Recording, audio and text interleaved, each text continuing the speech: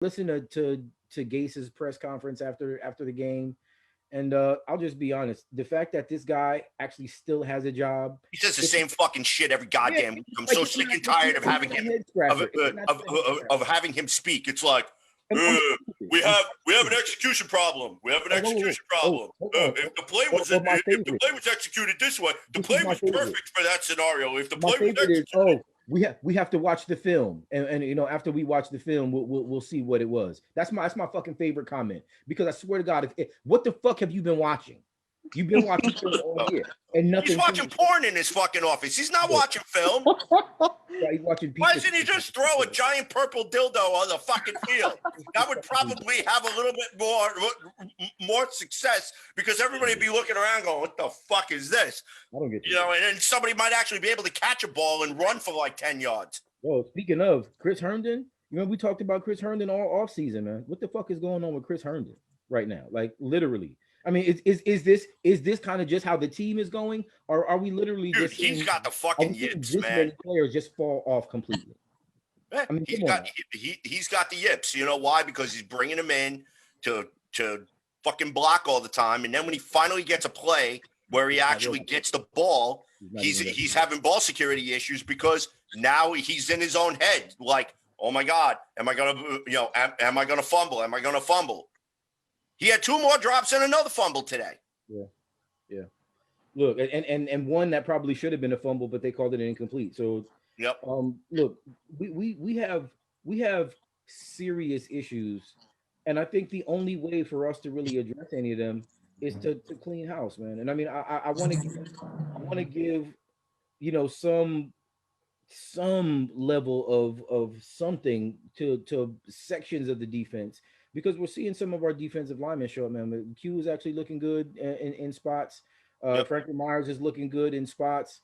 So I mean, we're getting some level of production beyond what it is that we were previously. But how can we maintain this when we're on the field when the defense is on the field as much as we are? I mean, you know, Patrick Mahomes threw more touchdowns today than the entire Jets franchise has all season. So let's just keep that in mind.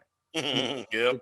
Let's keep that in perspective, because that really is the level of ineptitude that we're seeing right now. This is the worst football that I can ever really remember watching consistently. And CJ, we talk about this all the time. I've been a Jets fan since I was young, and even too young to really recognize what a fan was. I was following this team, so never been a fan of another team, but I'm sick and tired of watching this. It's starting to make me feel like I don't even understand what real football looks like, because if I watch this team, I'm not watching real football. I'm watching trash. I'm sick of this. All right, B Swizzle, you're on the mic. Talk to me. As he takes a swig. I'm doing a shot after, I'm telling you. Fellas. Like I want to smoke. First of all, let me apologize. I am outside the Jets bar, Maggie's in Marietta in Georgia. So to get away from all the noise inside. So if you hear a car going by or something like that. No, it's all good. Don't worry. But Spotty, you hit the nail on the head about these press conferences Gase is doing every game. It's the same exact press conference, it's the same exact questions, it's the same exact answers. I don't know. We got to look at the film. We got to do this, that, and the other. A funny thing about that, I was watching the documentary on HBO, the Belichick and Saban documentary. If you've never seen it, it's mind-blowing the way these guys think. And there's a segment in the show where they're talking about these coaches that are coming up now that are so into the digitalized age, the watching, doing nothing but watching film and trying to explain losses and stuff. And Belichick's like, oh yeah, this guy saw this film, he said this, that, and the other. And Belichick's, no, the reason why we lost is because we can't fucking tackle. Right. The reason why we lost is because we can't force the run. It's basic knowledge. And these new coaches that are coming up, Gase is not like a new coach, but he's within that new system of coming up with all the digitalized era, with all the films, with all the breakdowns, the analysis, this, that, and the other. And he's so caged by it. Yeah, he's so caged by it. The man, it takes him a fucking week to watch a goddamn game full. So you're on Thursday. Well, we still gotta. Hey, Coach Case. Wait. This is a classic question. Hey, Coach Case, could you tell us what you were thinking on that 3rd and 4? Well, I don't know. We got to go back and we got to watch the tape. We gotta watch it. How much tape are you? How are you watching this much tape and still doing the same shit every game? Exactly. Here and CJ, I was talking to you during the game. I was taking my notes. Okay, I take notes every game. Okay, for those out there that don't know, I'm very into this sport. I'm very into football. I'm very into the mental aspect of the game, the strategy of it. I'm sitting here watching this team coming into this game 0-7. You're playing the defending Super Bowl champions. You're starting what? They said 9 rookies, right? You're starting 9 rookies. Why? Why are we doing the same play calls for every single set of downs, no matter where you're at on the field? They're calling the first series I was watching. It was run, good pass, good run, good pass. Sam's moving them down the field, just like the first quarter last week. They're looking solid. And then they get to the red zone, and Adam Gase's balls fucking disappear. They completely disappear. They go for a bubble screen pass behind the line of scrimmage, loss of 2 yards. They try to run up they try to pass up the middle. I think it was to Mims. I don't know who it was. Didn't get caught. Okay, so now you're 3rd and 12 on the 24-yard line against the defending Super Bowl champions, okay? You've got nothing to lose. You have nothing to lose. Fuck it. We should have been going for every damn 4th down. I don't care how far away you are. Who cares? You're starting all your rookies. Get them the game experience. Let's go ahead and show at least a fan base that we're at least willing to fight.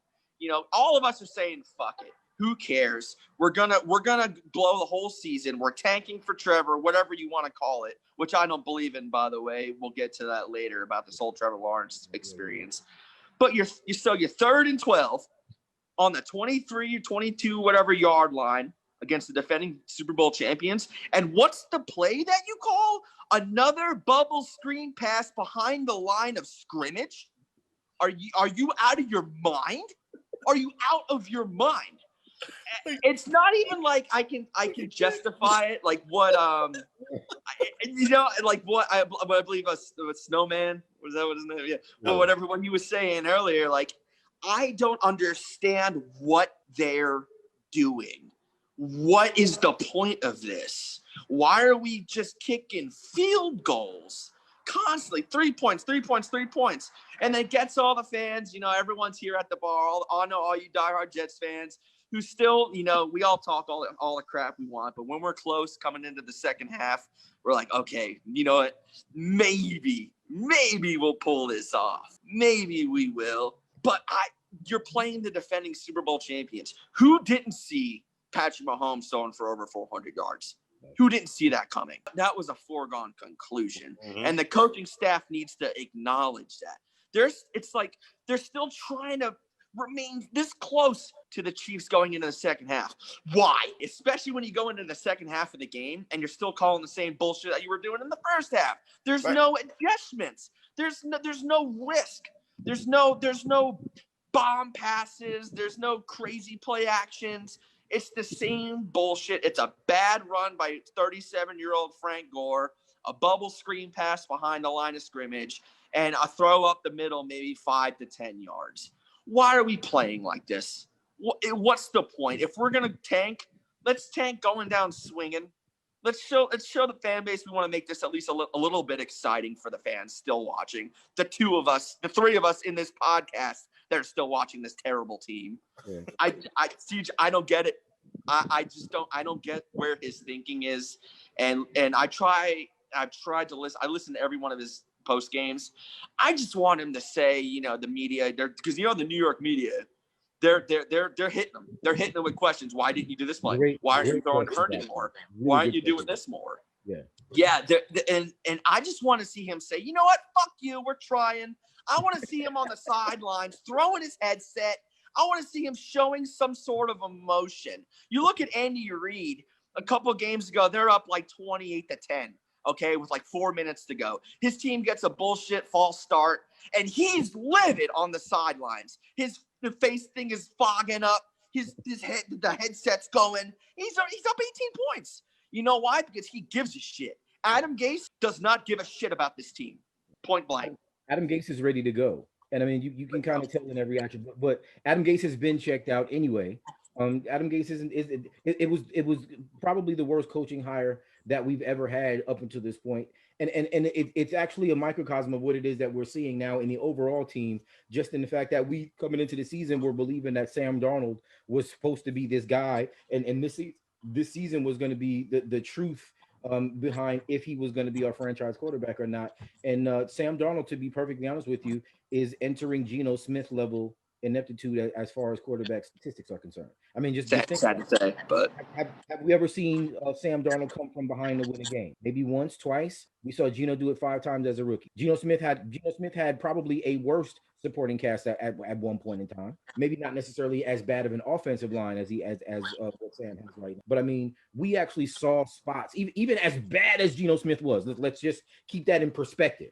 As bad as Geno Smith was, we're actually seeing that level of head scratching, like what the fuck kind of play was that, or what throw was that, or what were you looking at, or you can't read the defense kind of. We're seeing that from Sam Darnold right now, and this is a guy who we honestly thought coming into the season was quite possibly going to be the guy.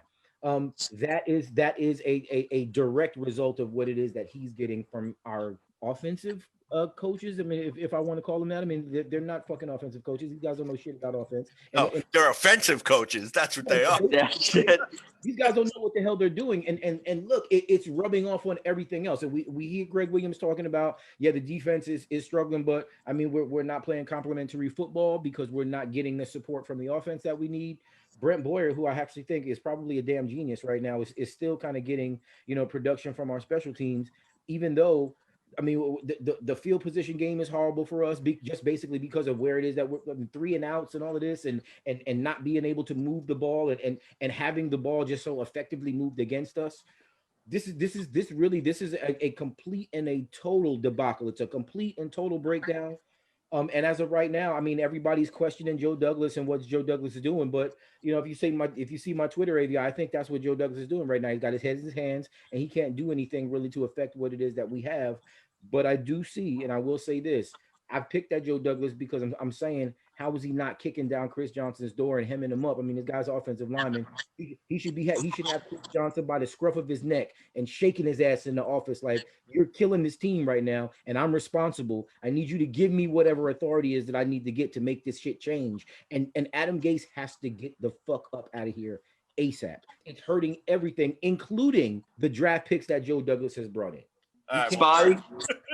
Spotty, let me go ahead and follow up on that. There's 2 things I want to go ahead and elaborate on, okay? The first thing is, I can't imagine that Sam Darnold, this high-flying kid out of California, out of USC, is sitting here all right with these 3rd and 12 bubble passes behind the line. I think Sam Darnold's a team player. I think they're handcuffing him big. His personality, his laid back attitude, the West Coast style he brings in, there's no way he's agreeing with anything. But he's a team player. He's a good kid. He's not going to go against the coach no matter what. Nor has he earned the right to do that like an Aaron Rodgers or like a Matt Ryan or like a Tom Brady.